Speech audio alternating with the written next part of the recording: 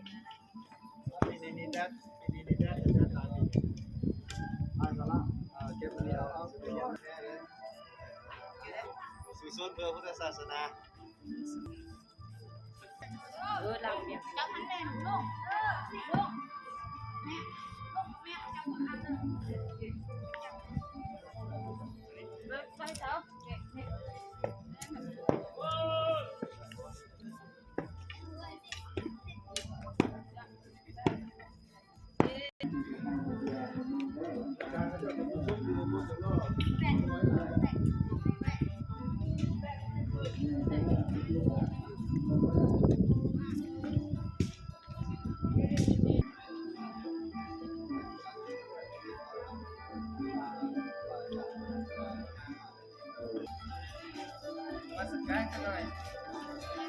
ขมวนป้าเสร็จแล้ว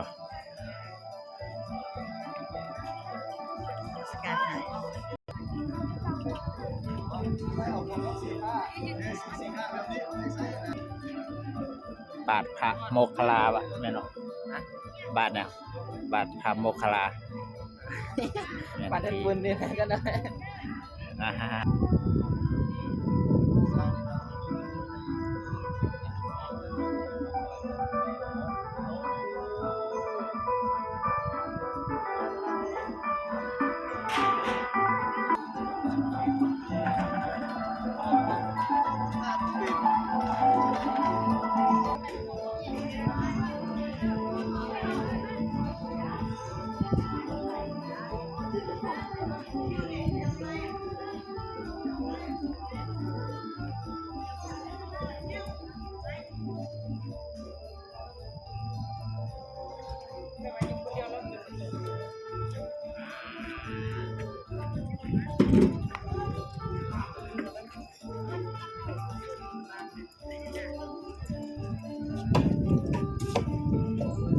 เราก็จะเป็นพาร์ทโอ้คือเป็นพูดถึงสัตว์เหมือนเลย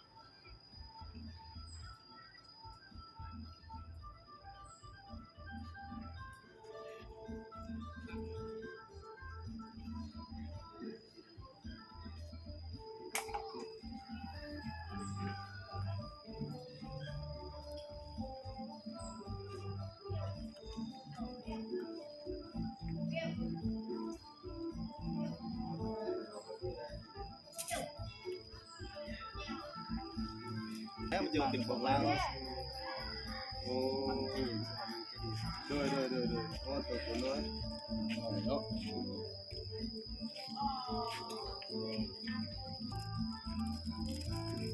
ตัวนี้ใช่เอานี่ก็เอาขึ้นกระบัดกันนะกระบัดลาวที่จะไปสู้โปรโมทอยู่มหาลัยได้เลย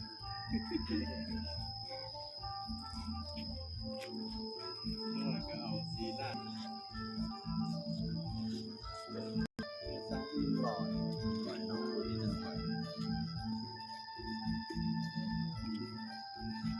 ตาขมาไปได้เนี่ย รถกัดก่อนไม่ร้ายแล้วก็ที่นี่นะ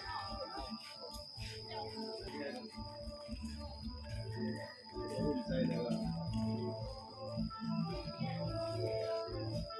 ยังมาได้เลยเอาล้อประกันเลยสุดที่มาตั้งเป็นสุดแรงนี่คนซื้อเลยเนาะโอ้คนซื้อเลยเดี๋ยวว่าแต่ญาติเนี่ยสุดที่มาทำคนสมแบกดีนะ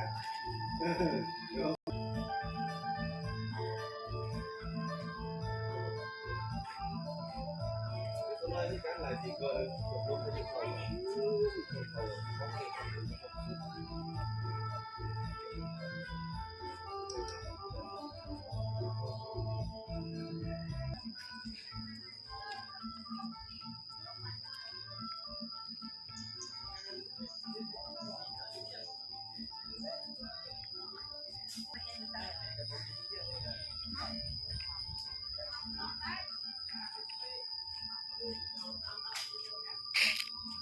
นบ่เจ้าซื้อเมงจื้อแม่นบ่ ใส่ชื่อ ใส่จื้ออ่าเจ้าหนูหัวจื้ออันนี้เนาะหม้อจื้อ ลงกา ลงกาลงเฮงจื้อเนาะ หมวดจื้อ อ้าวหม้อจื้อนี่เนาะกองจื้อ ตรงนี้ กองเม่ง ด้วยตรง อ๋อ นี้ กงเมงจื้อข่อยจะลืมชื่อเจ้าคนอันนี้มองจื้ออ่าชื่ออย่างละฮะ วงชื่อก งจื้อ ลาบทางวงชื่อ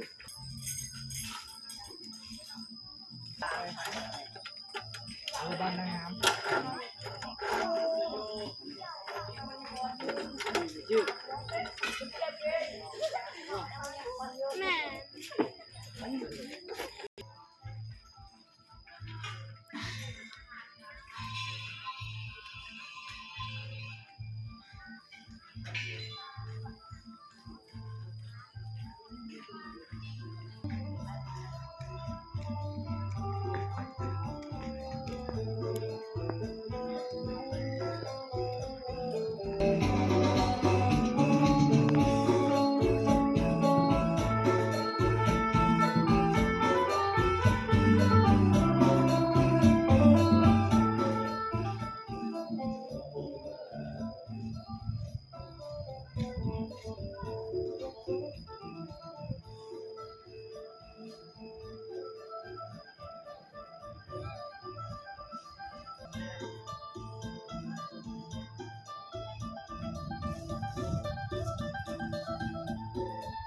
อยู่กว้าง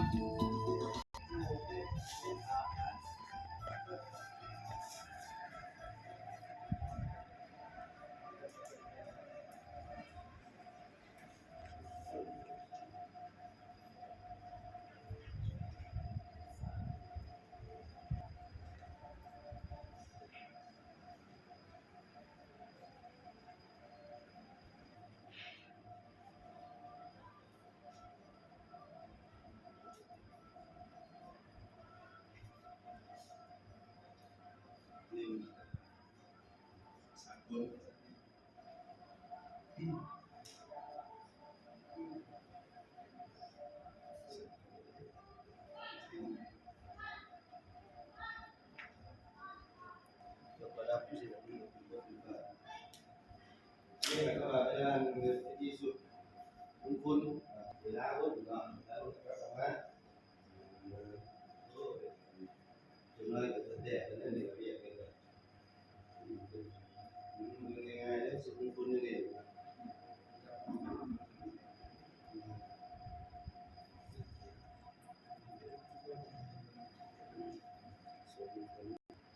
เยี่ยมอันนี้อยู่ใช้อันนี้ว่ากันนั้นนะเลยเนื้อเขาเอ็นนี่นะโมนั่นโมพวกกันโมพวกราชกูโมนั่นนะสุวรรณพัฒน์สุวรรณนะมาทำเนื้ออาเป็นว่าเขาต้องไปหาผู้สอบเรื่องตัวนี้ไปตัวนี้นะคุณบัวทำอะไรเนี่ยจัดการ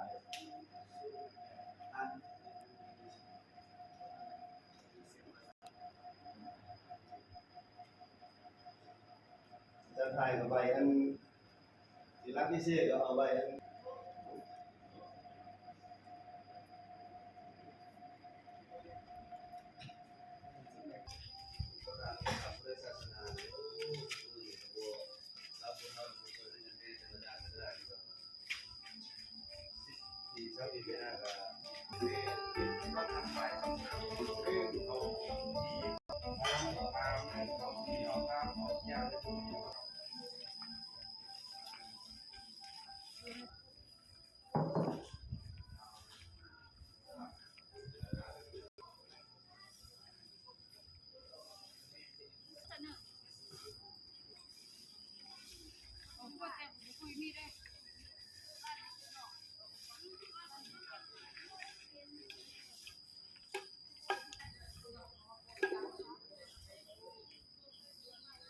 นี่อันตังบาทเอาบาทซุปลงวางในตักบาท108 หน่วยถือว่าการจอดเล็กจอดเอามังรอใส่